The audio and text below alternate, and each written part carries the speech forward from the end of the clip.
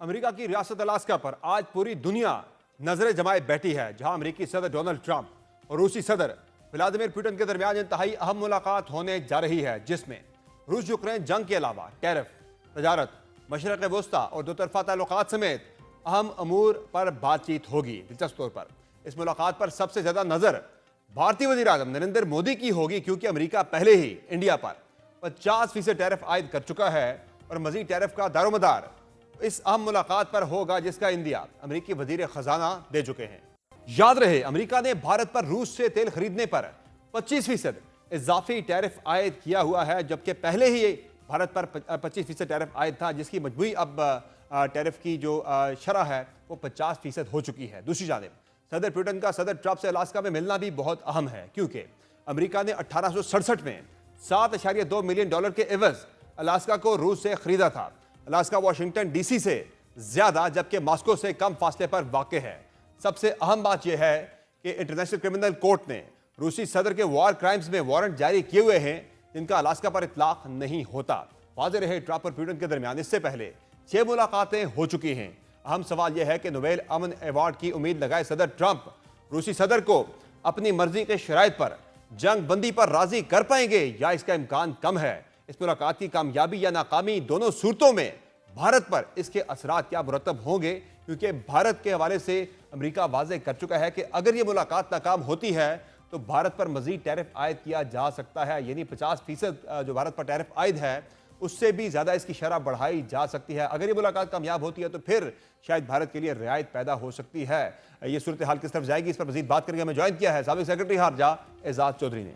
बहुत शुक्रिया एजाज चौधरी साहब, आपने प्रोग्राम में ज्वाइन किया। ये बताएगा कि आज जो बड़ी मुलाकात होने जा रही है अमेरिकी सदर डोनाल्ड ट्रंप और रूस के सदर व्लादिमीर पुतिन की, सबसे पहले तो मुलाकात के लिए जिस जगह का इंतखाब किया गया, जो ऑप्टिक्स हैं वो क्या बता रहे हैं कि ये मुलाकात जो है ये किस तरफ जाएगी, क्या नतीजा इसका निकल सकता है मुमकिन तौर पर? जी, एज न्यूट्रल एज पॉसिबल जो जगह लेना चाह रहे थे, अलास्का ठीक है, क्योंकि इस वक्त नेगोशिएटिंग पोजीशंस बहरहाल सदर प्यूटन की ज़्यादा बेहतर है, क्योंकि जो ट्रांस अटलांटिक अलायंस था वो टूट चुका है। यूक्रेन का अमेरिका को यूक्रेन की मदद नहीं कर रहा। ज़ेलेंस्की का भी मैं पढ़ रहा था ट्वीट, तो वो तो किसी हाल में भी हर हाल में ब्रेक थ्रू चाहते हैं, क्योंकि उनके पास पत्ते नहीं रहे खेलने के। यूरोप उनको ट्रूप्स देने को तैयार नहीं है, वादे वईद कर रहे हैं, तो वो तो करना चाहते हैं।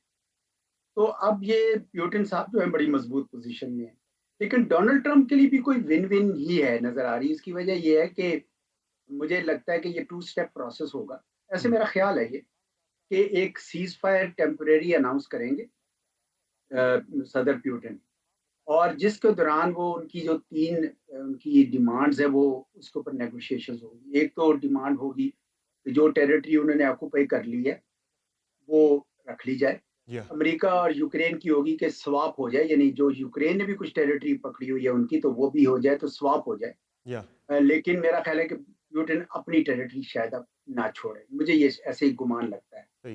दूसरा ये है कि जो यूक्रेन के फ्यूचर के बारे में उनको होगा कि जी ये आइंदा जो भी यहाँ पे हुकूमत होगी वो ज़ेलेंस्की की नहीं होगी। मेरे ख्याल में वो ये डिमांड करेंगे, और ज़ेलेंस्की साहब की पोजीशन भी बड़ी कमज़ोर हो गई। और तीसरी जो सबसे बड़ी उनके लिए होगी वो ये कि मुझे गारंटीज़ दी जाएँ कि यूक्रेन अब नेटो में शामिल नहीं होगा। आई थिंक ये सबसे मुश्किल और कड़वी गोली है जो यूरोप को और यूक्रेन को निगलनी है। इस वजह से इस वक्त सिर्फ सीज फायर अनाउंस होगा, ये मेरा ख्याल है जी, मतलब कुछ भी हो सकता है।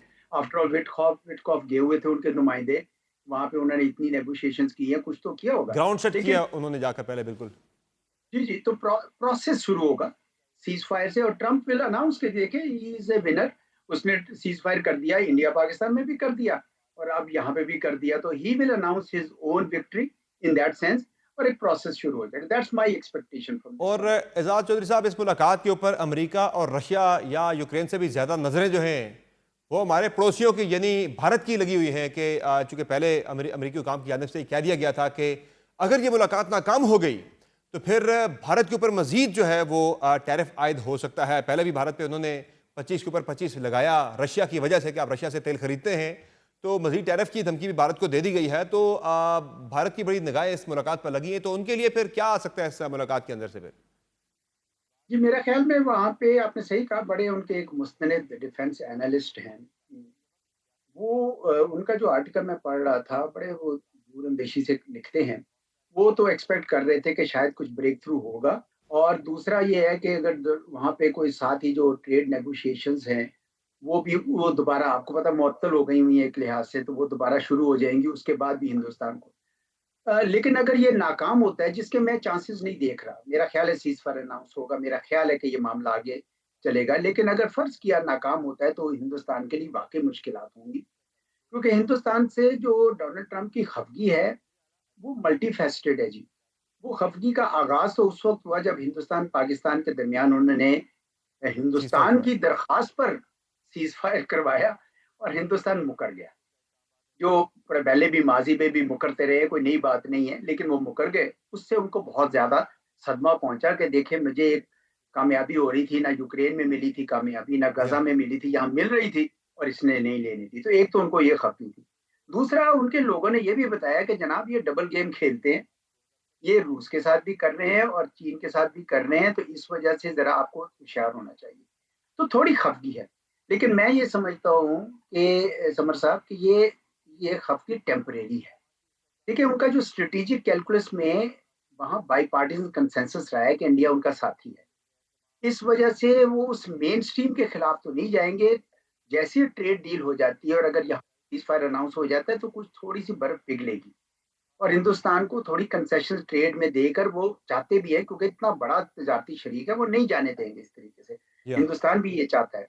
लेकिन जो मसला हिंदुस्तान के आया है वो ये आया है कि वो फिर जो इनिशिएटिव रूस और चीन के साथ ले चुका है, और अभी फिर आपको पता है उनके यहाँ पब्लिक ओपिनियन बिल्ड हो गया है कि अमेरिका रिलायबल पार्टनर पार्टनर नहीं है, आप इस तरफ जाइए। उसका क्या करें, क्योंकि वो तो ट्रम्प ये कहता है कि जी आप जब तक ब्रिक्स में हैं इसका मतलब है आप उनके साथ जुड़े हुए हैं। हम्म। अगर ये ब्रिक्स छोड़ते हैं तो रूस और चीन तो बड़े खफा हो जाएंगे। या तो इसलिए ब्रिक्स ये छोड़ेंगे नहीं, और डोनाल्ड ट्रंप ने लिटमस टेस्ट ही ब्रिक्स बनाए हुए हैं।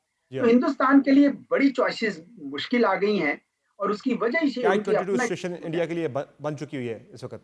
क्या क्या बन चुकी है, और उनके लिए मुश्किल इसलिए भी आ गई है क्योंकि उन्होंने दोनों तरफ खेलना शुरू किया ना विकेट के।